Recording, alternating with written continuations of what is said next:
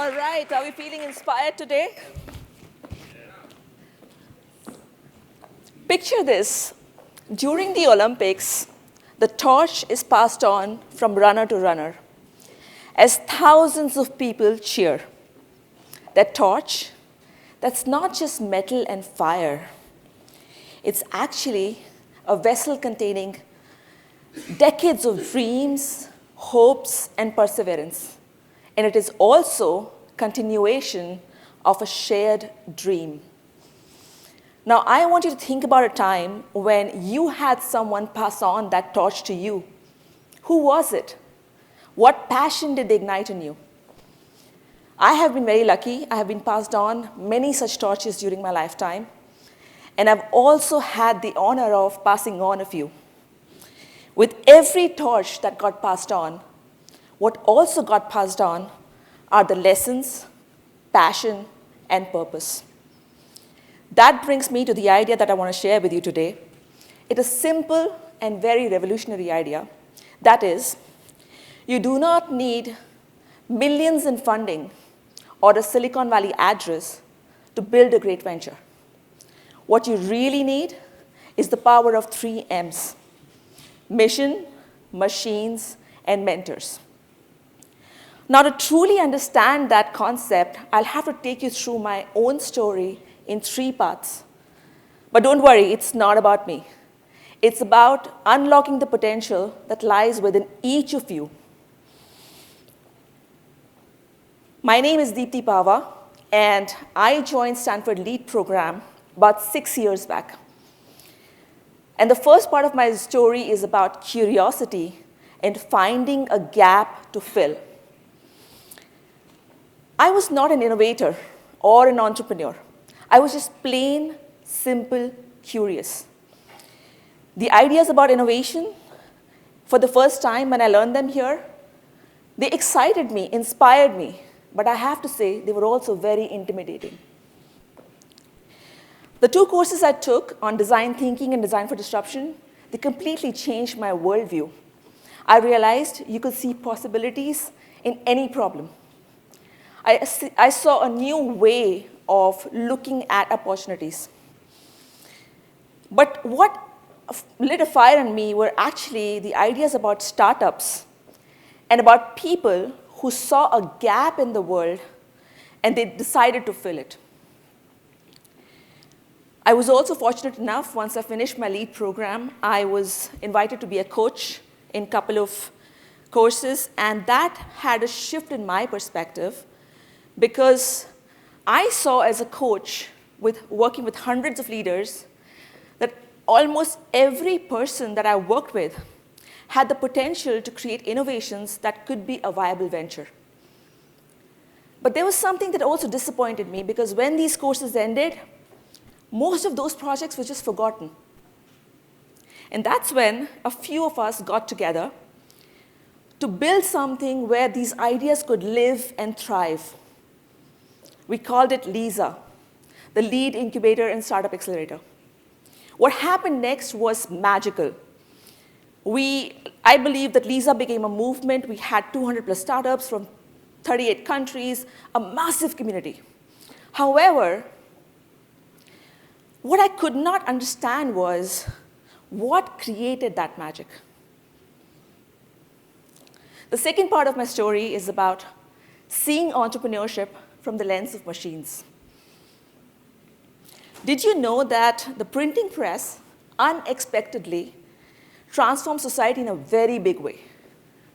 It is the reason for which there was religion, the reason for which there were libraries, and this is the reason why we have AI today. It is the basis of that.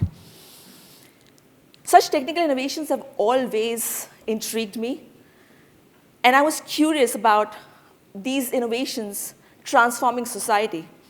And that curiosity led me to my next spot, which is MIT Media Lab's AI Venture Studio program.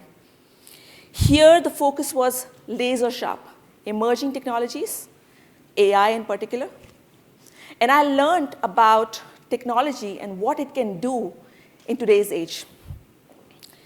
Here, we introduced a new concept called data-first thinking. So rather than asking startups to build on an idea and find a need in the market, we ask people a different type of question. The question is, what is it that is data revealing that no one else sees? And the insights, profound. The ideas that have now the potential to change the world and the most pressing problems in the world. Imagine this, an AI system helping farmers feed 1 million people by simply connecting farmers with workers in under 24 hours.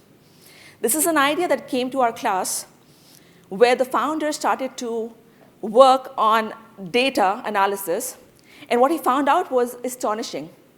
What he found out was that the biggest problem in this food supply chain was actually not crop yields or climate change, as experts had been claiming. The problem was not being able to efficiently connect farmers with workers, and that gave rise to Uber for farmers. But that got me to another question now, that why do some founders make it big while others don't? That leads to me to my third part of the story, which is about finding the two hidden M's of entrepreneurship. Today, I teach innovation at Bern School of Applied Sciences in Switzerland, and here I meet a different kind of entrepreneur, an entrepreneur driven by impact, not IPOs.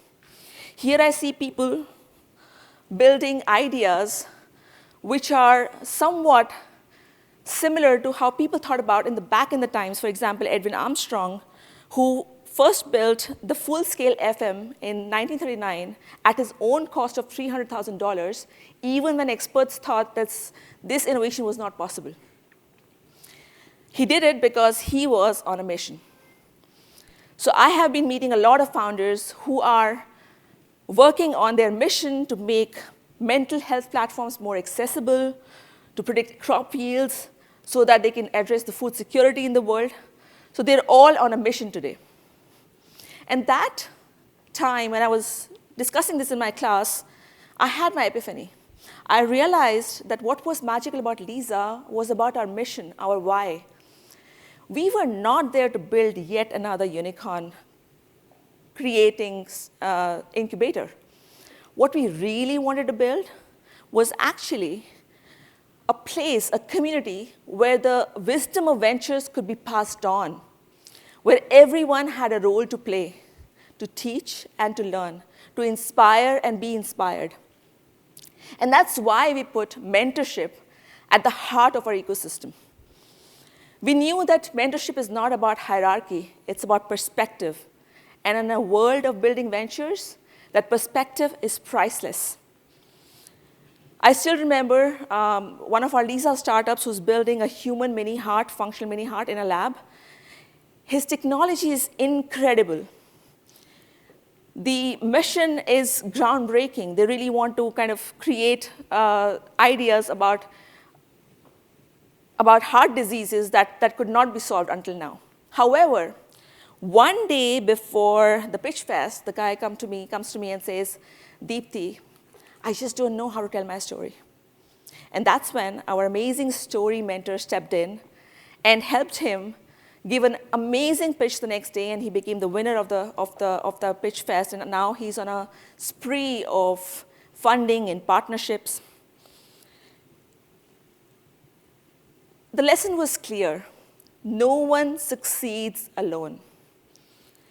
Our mentors have failed, pivoted, and risen again. However, they're also the ones who have given the right introductions at the right time. They've challenged assumptions. They've opened doors for our startups.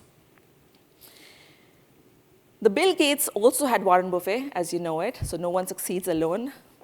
Oprah Winfrey had Maya Angelou. Even Obi-Wan Kenobi had Yoda. You can only connect the dots backwards, as Steve Jobs famously once said.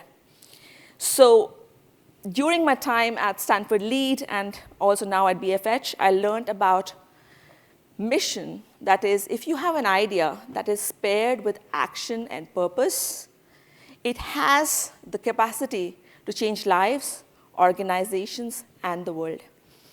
At MIT, I learned about machines that can amplify the impact of your ideas. But my most important lesson came at Lisa, where I believe no matter what you're doing, if you have a mentor by your side, achieving mission becomes much more easier. Remember how we started this talk with this picture of the Olympic torch? That torch is now in your hands. Your mission fuels its flame, machines carry it forward, and mentors ensure it burns brightly. It's the power of 3 M's, that is machines, missions, and mentors, that fuels entrepreneurship in today's age. I would like to just say one last point, that if you have an idea and you want to take it through, just ask yourself 3 questions. What is my mission? Who is my mentor? And how can I use machines to change the landscape? The flame is now in your hands. What will you do with it? Thank you.